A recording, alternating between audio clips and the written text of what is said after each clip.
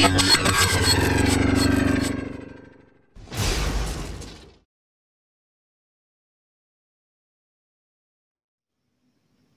wilaheng astu nama sidang sekaring baun langgeng terus bangun.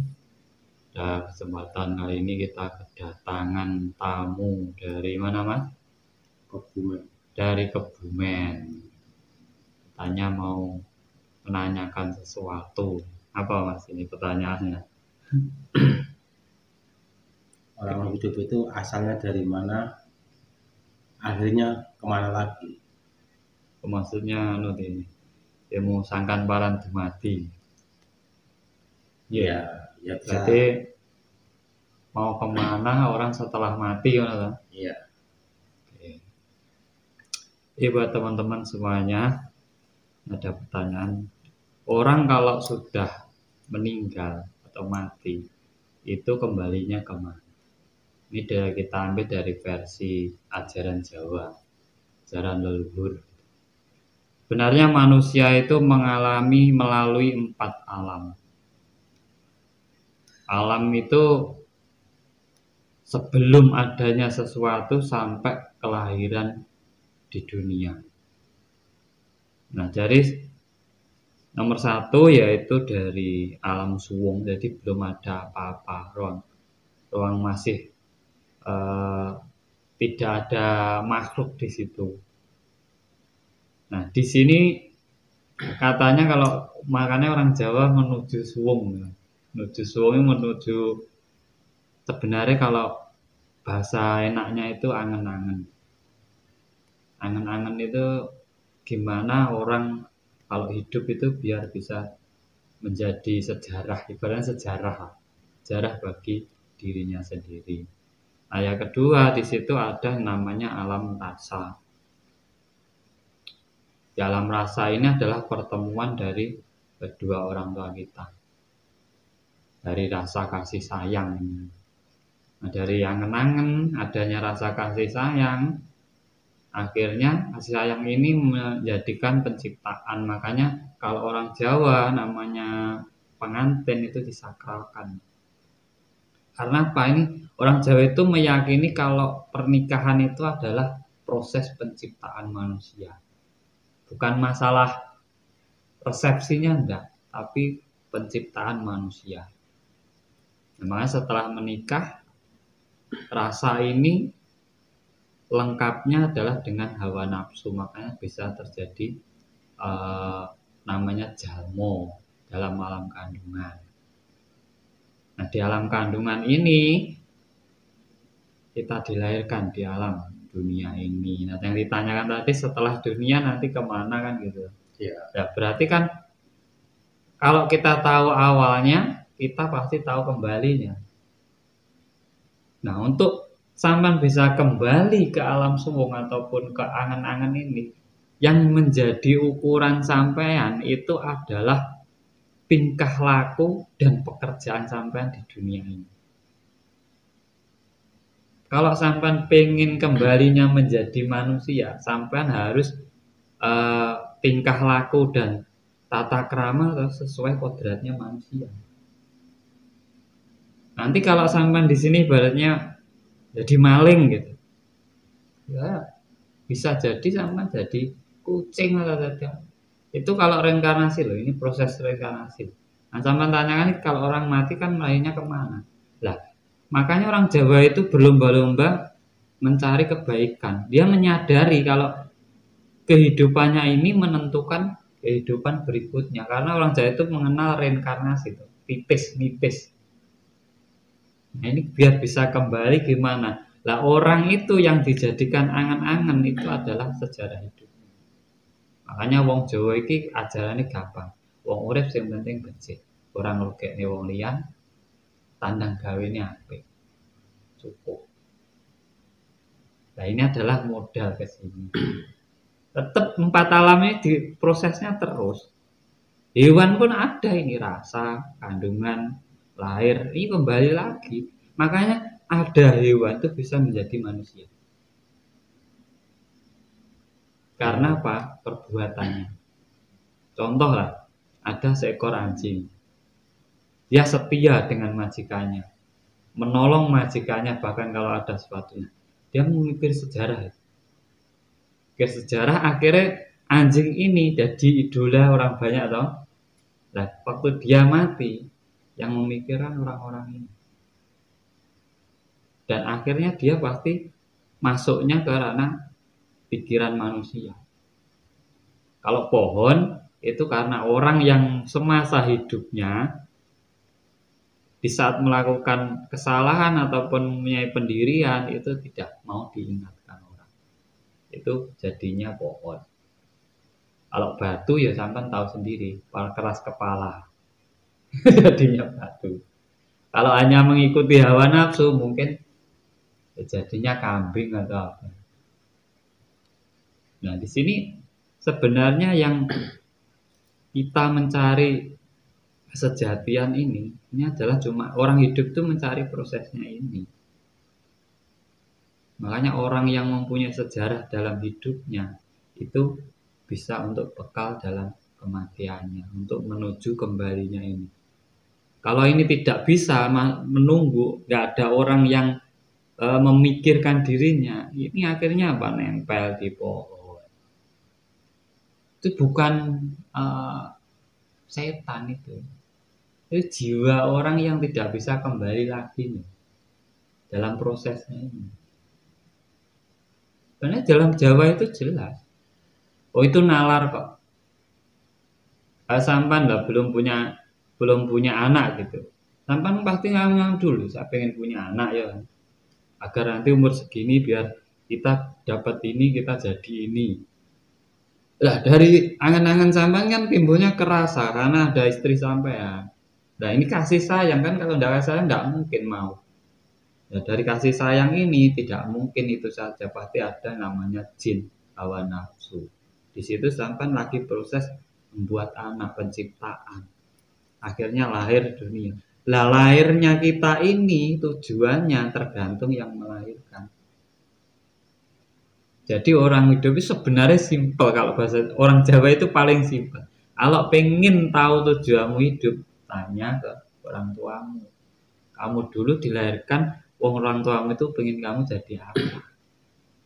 Pasti semua orang tua itu tidak ada anaknya jadi penjahat. Pasti jadi orang baik, sukses ya toh. Iya.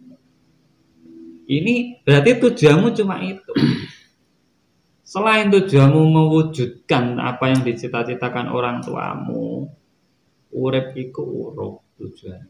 Kamu hidup itu harus melaksanakan ritme kehidupan, dan ritme kehidupan itu orang hidup harus menghidupi. Itu namanya urip urip. Jadi tidak untuk diri sampan sendiri. Sampan setidaknya ya berguna untuk sendiri, berguna untuk keluarga, berguna untuk masyarakat dan yang lainnya. Itu namanya baru urip kalau orang Jawa, baru hidup orang itu. Kalau masih mementingkan dirinya sendiri, menghidupi dirinya sendiri, itu namanya batang urip ya orang Jawa. Kita ini ragai kayak batang gitu, tidak ada gunanya gitu. Lah kalau orang cuma puntang panting ini lama-lama ya lahir mau jadi apa? Dia pun pasti kembalinya tidak bisa. Makanya orang Jawa itu menghargai leluhurnya luar biasa. Dan itu sebenarnya cara leluhur dulu agar beliau semua ini dikenang terus oleh anak cucunya. Sampai itu dengan kayak sesajen ibaratnya malam Jumat. Sampai itu secara tidak langsung mengingat. Lah, ini cara mengingat sampean ini membantu orangnya untuk kembali lagi ke ini. Kan yang masuk di sini bukan apa itu karena sejarahnya, teman. Karena ini diingat lagi, tahu sejarahnya, akhirnya diketahui cucunya, wah, mbahku gini. Akhirnya mengikuti jejaknya, ya ini lahir lagi. Karena sebenarnya yang di situ itu bukan kok tipisan, yo banyak sendiri itu. Namanya jiwa itu tidak pernah mati. Yang mati lah raga, ada ukurannya, ada umurnya kan. Sebenarnya itu kalau sampean pengen paham yang namanya ilmu sangkan paran itu mati. Jadi dari mana kita asal, dari situ juga kita akan kembali. Kalau kamu menjadi penduduk surga, kalau bisa ya kembalilah ke surga. Sebagai wujud apa? Manusia yang paling kuasa itu manusia. Paling enak sendiri. Kalau jadi hewan kita susah. Jadi pohon ya susah. Sebenarnya itu kalau wejangan Jawanya, itu wejangan simpel, tapi ya memang seperti itu adanya. Itu kalau keyakinan Jawa. Kalau keyakinan yang lainnya ya saya sendiri kurang paham. Karena yang saya pelajari adalah dari Jawa. Makanya kita itu yang penting hidup itu berbuat kebaikan kepada diri kita, keluarga kita, dan orang lain. Itu sebenarnya tanggung jawab kita ataupun tujuan kita dihidupkan. Karena setiap orang hidup itu pasti memiliki tujuan dalam kehidupannya. Ataupun sampai dulu kalau memang diikuti oleh para leluhur sampai meneruskan perjalanan leluhur yang belum kesampaian. Ini meneruskan ini bisa berwujud dharma, bisa berwujud karma. Kalau leluhur sampan dulu orang jahat lahir sampan akhirnya kena menjalani karma, hasil perbuatan dari yang lalu. Makanya ada orang mau berusaha apa kok susah terus lah itu loh. Itu sebenarnya sudah jalani karma. Tapi kalau menjalani dharma tanpa nanti pasti bisa berjuang untuk yang lain. Itu sebenarnya penjabaran sedikit dari ajaran Jawa. Mungkin ada lagi tanyakan. Berarti perjalanan di dunia ini berarti agar bisa balik ke asalnya ya baik hati ya, kasih sayang itu. Iya, makanya orang Jawa dinamani Gusti. Bagus sing ati. Bagus sing ati, yang sira nduweni bagus sing ati. Moko ya sampean ki cedhak karo Gusti sing tenanan. Masalahnya apa? Yang jadi ukuran untuk kembalinya orang itu sebenarnya kok bukan keyakinannya, bukan agamanya, bukan sukunya, bukan kelakuannya. Makanya ajaran Jawa ki adanya apa? Kasih sayang, tata krama, adab ya. Enggak ungguh. Wes itu. Karena ini modalnya nanti untuk kembali. Sebenarnya cuma itu. Kalau kita hanya membahas keyakinan sama ini, yang sebenarnya kita sendiri tidak tahu tujuannya, sama aja bohong. Beneran banyak itu. Kalau saya kan bisa kok itu membuktikan. Orang itu kalau yang meninggal itu ada, ini kan batu nisan, dia duduk di atas nunggu penyempurnaan. Itu bener kalau saya pengen tahu sama sendiri gimana. Jangan wirid meditasi yang gini nanti sampai dengar dan minta orang tolong dan ini itu mau penyempurnaan untuk disempurnakan. Dia tidak tahu jalan itu sebenarnya. Lah kalau ini nempel di pohon kan dikira ada hantunya pohonnya. Ada hantu, padahal itu orang mau minta tolong untuk disempurnakan. Nah, pemahaman itulah yang sekarang justru hilang dari budaya kita ataupun ajaran anak cucu kita yang harusnya kita kembalikan. Orang tahu itu aja kan sebenarnya hidup pasti dia nggak berani melakukan kesalahan. Kalau paham itu. Tapi kalau udah paham kan seenak sendiri, dikira semuanya kan benar ya. Itu sebenarnya ajaran dari para leluhur-leluhur kita. Oke, ini dari penjabaran saya sedikit. Semoga bermanfaat buat teman-teman semuanya.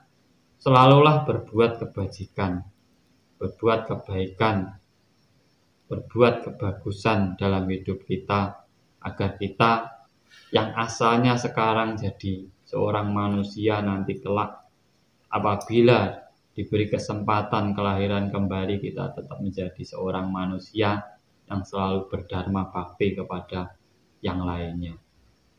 Ini hanya pembelajaran buat kita semua agar kita selalu hidup dengan saling asih asuh dengan yang lainnya dan tidak membeda-bedakan satu dengan yang lainnya, karena yang menjadi ukuran orang hidup itu adalah adab, tata krama, welas asihnya.